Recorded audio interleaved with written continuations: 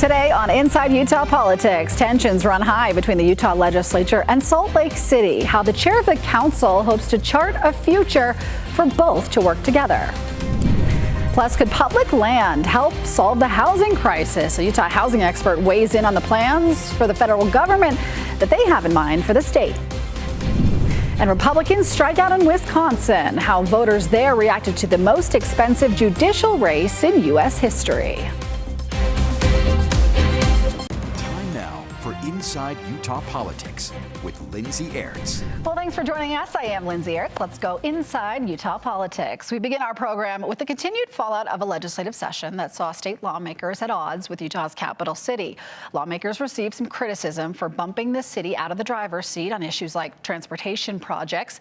The two worked together on a lot of major projects, but over the last year, efforts to draw professional sports teams to the city have been front and center. At this week's City Council work session, frustrations with the state plans for the Salt Palace seem to boil over. It feels like Salt Lake City yet again is pitching in more. Our residents are pitching in more for the benefit. And apparently, the legislature did a study that the Salt Palace brings billions of dollars of tax revenue to our state, and is a major tourist attraction. But yet, they're not willing to put any state money into it, into that commitment. Well, to dig into the city's issues, I'm joined today by Chris Wharton. He's the chair of the Salt Lake City Council. Chris, welcome to Inside Utah Politics. Thanks. We saw you in that video there. You were just sitting idly by, kind of looking at Alejandro Puy there as he was making his comments. Do you share those frustrations with the state kind of coming in and telling the city what to do? Yeah, I think anytime that there is a message that the city should do something differently or do it better from the state, that's difficult because we feel like we are in the best position to represent our residents and our local concerns. So yeah, it can be frustrating. Yeah, so the issue you guys were talking about there was over the plans to help fix up the Salt Palace and the convention center. As the downtown revitalization comes online, we've got plans to redo the Delta Center. And then just this past session, we passed what is called SB 26. It is a bill that essentially creates the funding structure for how we pay for the Salt Palace renovations. So just walk me through what that will do and what residents should know from this bill. Sure. Well, so last year the legislation set forth how to do a participation agreement between the city and the team owners. So that kind of laid out the framework of what we were going to do. This new tool that was created by SB 26 is the funding mechanism to make that plan go into effect. Okay, so it creates what's known as a public infrastructure district. That is a fancy word for let's collect the sales taxes, the increment in the sales taxes to help put back into the project. That is a very high level and probably oversimplified version of how the PID works. But here we are. So, I mean, what do you say to residents who are saying, okay, we gave a sales tax increase late last year to help fund the Delta Center renovations, and now we are, freezing these taxes to take the increment of them that could otherwise go to other areas. We're putting it back into downtown revitalization. Some are taking the position this is all to help a developer build a sports stadium and redo it. How do you see it? I think I understand why residents would see it that way because it is very complicated. But the $900 million that we were talking about last year that would go towards the team owners for their renovation, that hasn't changed. We're talking about additional revenue above and beyond the $900 million that is going to go towards publicly owned parts of the district. So, but that revenue might otherwise go to other city needs, yes, right? So that's yes, where the disconnect may be. Yes, yeah, and that's certainly a basis for frustration as well. But I do think that the fact that so much of this is going to go into publicly owned infrastructure that is going to support not just the entertainment district, but support downtown as a whole is a really important thing for residents to understand.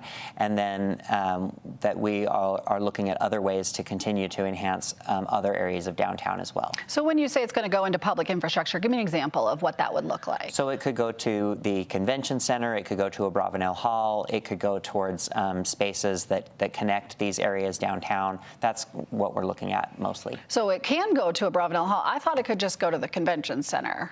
It can go to any publicly owned part of the district. Okay. So I think that the plan is for the county will ultimately determine where the money goes, but under the funding mechanism, this could be used for Abravanel Hall as well. Okay, that's good to know, because there's a lot of maintenance that needs to be done on Abravanel Yes, Hall, right? yes. Are there any updates? I know that's a county-owned property, and you are obviously with the city, but Right. any updates on what that could look like?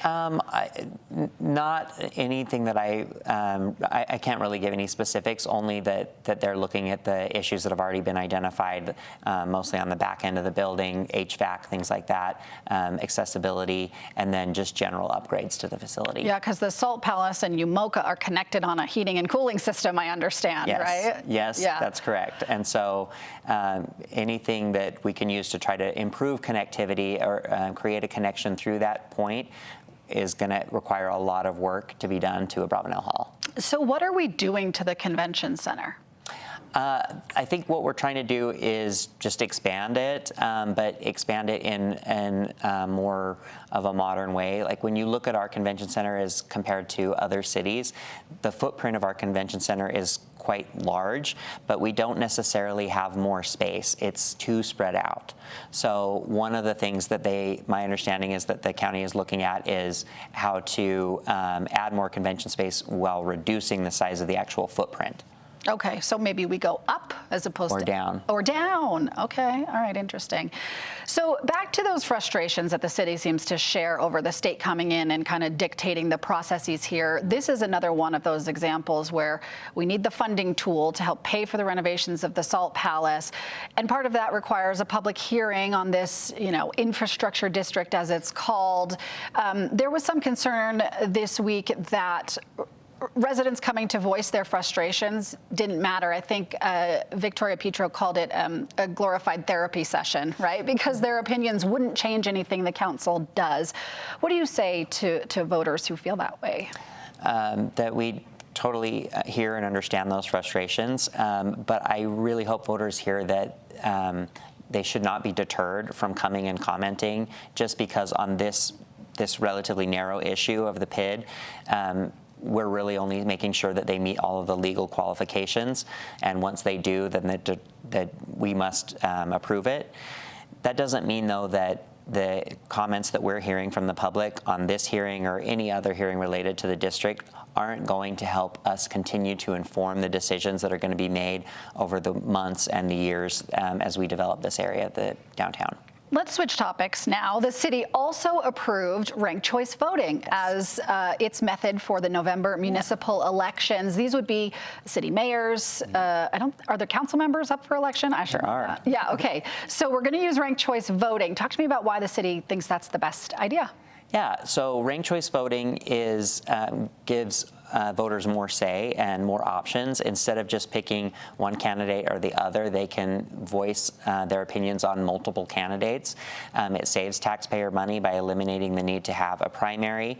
And also, at least in theory, it requires the candidates to be more civil towards each other, because you never know who, you might be someone's number one choice, but you don't know who their 2 and 3 choices are. So you want to focus more on a positive message rather than trying to slam your opponents or discredit them because they may be someone's second or third. And you guys have done this before. Yes. This is not uncommon for the city, but I guess what do we like about this process as opposed to what do we not like?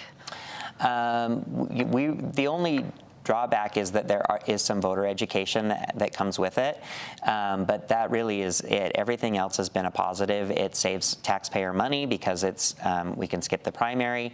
I believe, as a candidate who has stood for election in a ranked choice format, that it has helped keep things more civil and more amicable between the candidates. And I think that it also does give residents more of a choice to weigh each one of the candidates and determine which order they think is best. So it does give more say and more input from the voters. Okay, so voters need to know that come November, rank your choices. That's right, absolutely. Okay, perfect. Okay, one last topic before we wrap up here. Salt Lake City has been at odds with the state over the pride flag, and we just saw a bill banning it in schools and government properties. That would include the City County building, which often flies the pride flag. Right now, you're flying the transgender day of visibility flag. I know you're an openly gay member of the council. Does the city have any plans to kind of buck that state law, push back on it in any way? I think we're looking at all of the options available to us. The city is going to continue to be a safe and welcoming place for everybody, and we're going to find a way to carry that message into this coming Pride Month. But yeah, as you said, the Pride flag is outside City Hall right now, waving proudly, and we're going to find a way to continue to carry that message forward. What are your options? Is it a lawsuit? Is it something else? Well, I think in addition to looking at legal options, we're looking at, since it only bans flags, are there other ways that we can show pride? Are there other visual ways that we can share the message that this is a welcoming and inclusive place for everyone? Even if it's not with the flag, which is the way we traditionally do it. Chris Wharton is the chair of the Salt Lake City Council. Chris, thank you for joining me today. Thank you. Well, still ahead on Inside Utah Politics, building housing on public land. A senior advisor to the governor explores what new federal policy could mean for Utah. Stay with us. Watching Inside Utah Politics with Lindsay Aerts. Well, welcome back. New leadership in Washington is hoping federal land may help solve housing problems in states like Utah. The Department of the Interior and Housing and Urban Development has signed an agreement to explore opening up some public land to housing development. Now, the Interior Secretary considers federal land a key asset in addressing the cost of living crisis across the country, dropping Utah by name in his pitch for the policy. In these public land states in the West, places like Nevada, over 80% of the land in Nevada is owned by the federal government. Utah, it's over 60%. These are fast-growing urban areas, and we might have Bureau of Land Management land that abuts right up against communities. Now, Governor Spencer Cox recently expressing his support for the idea, emphasizing his belief that we can build more housing while still protecting our state's natural beauty. And we're not talking about building houses under Delicate Arch. We're talking about, this is land within the boundaries of existing cities and towns throughout the country. Well, to explore how these plans could impact Utah, I'm joined today by Steve Waldrop. He's the governor's senior advisor for housing strategy. Steve, welcome to Inside Utah Politics. Thank you, Lindsay. Pleasure to be here. Thank you for joining me. Okay, so you heard the governor there, obviously, your chief there say that we're not going to build on Delicate Arch. So where is this land? Like, where does it exist most in Utah? Yeah, no, he's exactly right. And obviously that was an extreme example. But according to one survey, we have over 100,000 acres of federally owned land within the boundaries of existing cities. So is this Salt Lake? Is this Utah County? Is this Tooele County? Like, where is this? Primarily southern Utah. Okay. That's the biggest area where you have BLM land that, cities have grown. Look at St. George over the last 20 years. We've grown massively. And so now you have pockets of federal land that are sitting within these city boundaries, that are sitting in urbanized areas, and they're not productive pieces of land. They're not being used as parks. They're not being used as playgrounds. They're simply pieces of dirt that are just owned by the federal government and haven't been available for productive use. So what does this look like realistically in terms of timeline? Like, how fast does this come online? How quickly do we develop this land? What have the conversations been like? Well, we're waiting obviously on Washington to give us their idea of how they're going to do this and how they're going to roll it out. We're hopeful that that's soon. We're hopeful that we can identify with them the policy, but also the areas where this can happen in a most productive way. And we want to involve the locals. We'll have the cities involved. We'll have the counties involved. We need to talk about infrastructure. We need to talk about water. We need to talk about traffic and other things. It's not just that we can just create something in the middle of nothing. We have to bring resources to the table on this. Well, and that's part of the conversation I wanted to have here today. If you're using some of this land in southern Utah, they're in severe drought right now. How are they going to get water to these areas that you develop? Presumably these are, within city boundaries, but still out there a ways, right? Rural a little bit. So what is the plan there for the basic infrastructure, water, sewer, all that stuff that needs to get to this development? We have really good partners down in southern Utah. They've done a great job of, and I think it's been reported on, the per capita use of water in southern Utah has dropped dramatically. We anticipate that to stay and continue. We've gotten really good at building water-wise developments. If you go down and drive around now, there's not lush green gardens in front of people's homes in southern Utah now. You'll see more native landscaping, you'll see rockscape, you'll see native plants. That's the kind of development that needs to happen, and that's what can happen with the right pieces of property and the right management. You heard Governor Cox mention it there, kind of this tension between developing public land and the environment too. That's one of the big reasons we have some federally protected land, right, is because they're pristine, they're beautiful, we need to protect them, but also the public use of them too is a balance too. What's the administration's view just on how we balance those two things? Well, I think anybody would say that the public access to recreational lands is part of what makes Utah special, part of why people want to come here. Part of our challenge is because we are doing really well. Our economy is great, our people are great, we have a great place to live, we're very attractive. We didn't used to be so attractive, now we are. Everybody wants to come and share what we have, and part of that magic is the access to public lands and the fact that you can live here in Salt Lake and you can be skiing in a half hour, and you can live in southern Utah and you can be on a bike trail in 10 minutes. So we need to preserve that. And again, so what we're talking about are infill pieces and pieces that are adjacent to existing infrastructure and existing cities that would ordinarily have already been developed. They would have already been in the path of progress, and we're not looking at creating controversial areas of development with this program. So some of those pieces may be used though for recreation right now. How can you assure people that the lands that they love to ride their ATVs on or anything else won't just be developed, right, to make developers money, presumably? Yeah, and that's where the coordination and cooperation of the local communities is critical. I don't think that there's any intent to do this outside of the coordination. I think we've seen, if you look at the Grand Staircase issue and Bears Ears, it's been a ping pong match. Different administrations, different results. And in all of that, what was really lacking was the engagement with the local communities, really sitting down and doing the hard work of finding a compromise. And so that's what we intend to do, is create that atmosphere of cooperation. Let's talk with people about what the highest and best use of these properties are. Is it for recreation? Is it for housing? Is it part of both? Can we integrate trails? I mean, there's a number of ways to do this right. You heard the Secretary of the Interior there mention how critical using these lands are to solving the housing crisis. What's your take on that? I mean, is this piece just like, this is it, this is how we're going to fix it? Or obviously there's probably more of a comprehensive approach you all have to take? Yeah, if there was a magic silver bullet for housing, we would have pulled the trigger, and this conversation is happening all across the country right now. It is interesting to note, I think 90% of Utah's population lives on 1% of its land. So we already have high concentrations of population on very limited amounts of land, and land is our biggest constraint. Particularly when you look at southern Utah, you bump up against federal lands. On the Wasatch Front, you have a mountain range and you've got a lake, and you can't build on either of those.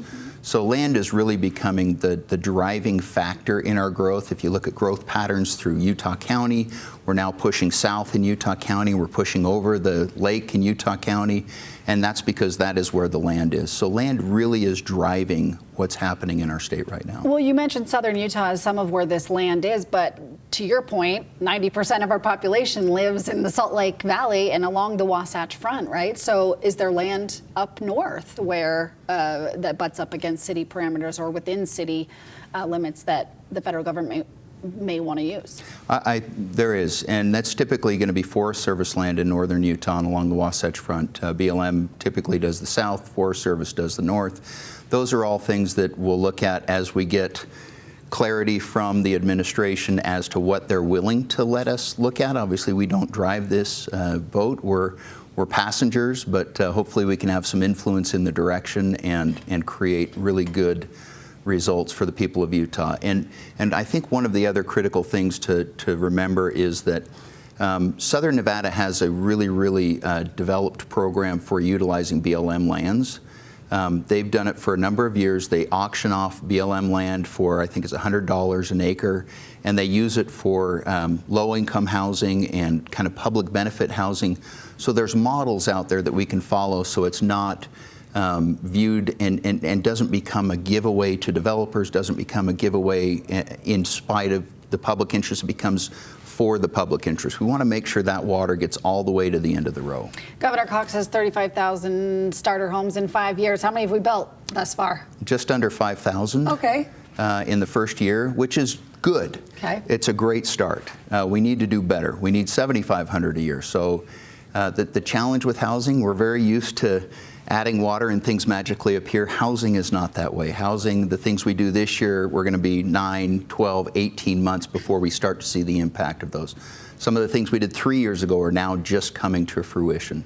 So we're anxious and confident that we've been taking the right steps, but it takes time. Clock's ticking. We got 4 years left, 3 years on the administration. That's right. Steve Waldrop, Senior Advisor to Governor Cox on housing. Thank you so much for joining me today. Thank you, Lindsay. Well, coming up, liberals will maintain their 4-3 hold on the Wisconsin Supreme Court. Why that result could have a national impact. We'll be right back.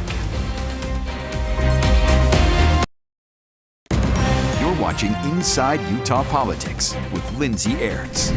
The race for a seat on Wisconsin's state Supreme Court seems to have gone against the president and Elon Musk's wishes. Liberal-backed Susan Crawford won the seat handily over conservative Brad Schimmel. It was the most expensive state judicial race in the nation's history, with over 100,000 donors from all 50 states contributing to both campaigns. Now, groups linked to Musk alone spent more than $17 million to support Schimmel. Many saw the race as a temperature check for how voters feel about Trump's first few months in office. But Musk set the stakes higher, saying control of the House was at stake. Normally, an election for a judge would not be that big of a deal. It just so happens that in this case, it could decide the control of the U.S. House of Representatives, which is a huge deal. Well, both campaigns criticized one another for taking large amounts of out-of-state donations, and that seemed to be on voters' minds heading into the polls as well.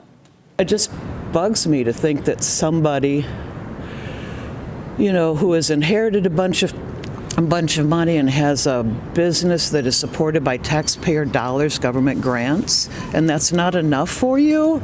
Well, I definitely went Crawford. I don't like the extreme views on the other side, and I don't like the money behind the other side.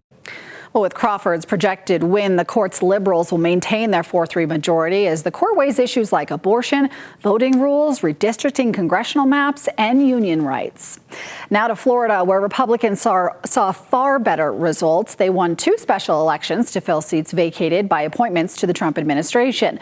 Republicans Jimmy Patronis and Randy Fine will bolster the GOP majority in the House to 220 seats. Patronis will be replacing Matt Gaetz, who resigned the seat when the president tapped him to be Attorney General. Gaetz, of course, withdrew from consideration over allegations of sexual misconduct. Now, Fine is replacing Mike Waltz, Trump's national security advisor, at the center of the Signalgate controversy. Well, that does it for today's Inside Utah Politics. Don't forget, if you have any local political stories you'd like to see, make sure to reach out. You can always email InsideUtahPolitics@abc4.com. Also, you can follow along on social media. I am on X, Blue Sky, Threads, and Instagram, Lindsay On Air, and Lindsay spelled with an A. You can also find our show online in podcast form. Just search for Inside Utah Politics with Lindsay Aerts wherever you get your podcasts. Well, that's all for us today on Inside Utah Politics. We will see you next week.